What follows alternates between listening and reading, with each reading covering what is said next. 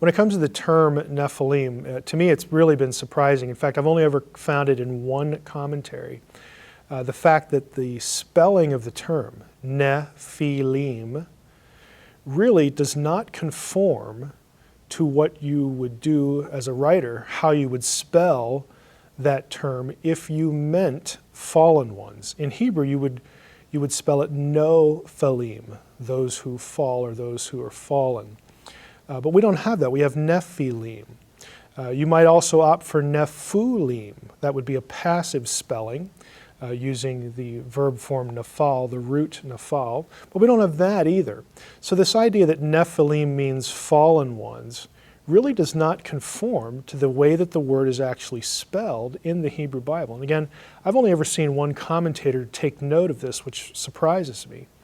The term itself is best understood as either a noun that comes from Aramaic naphilah, because that would produce nephilim in Hebrew, or it might be an Aramaic verb nafal that would also produce nephilim.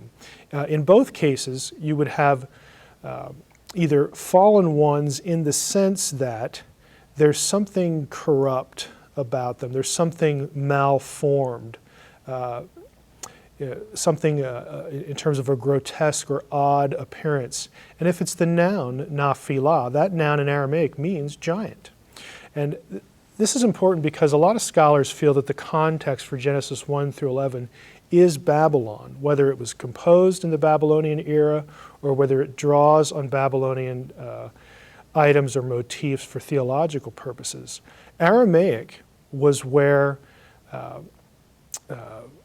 the Hebrews were exposed to the block script and that language, because after the cuneiform languages in Babylon, Aramaic was the language of the period. So it makes sense that there would be this connection. The other thing I would say is when you go to other translations of the Hebrew Bible, and specifically I mean here the Septuagint, which is the Greek translation of the Hebrew Old Testament, and also Targums, which are the Aramaic translation of the Old Testament, in both of those cases, they will use words in their language that mean giant for Nephilim.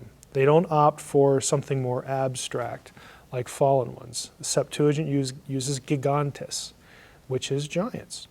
So I think it's very consistent. It's more consistent with the way ancient translators apparently understood the term, to argue for the fact that, hey, the spelling's important, and the only way you really get to the biblical spelling is starting with a word that means giant in Aramaic.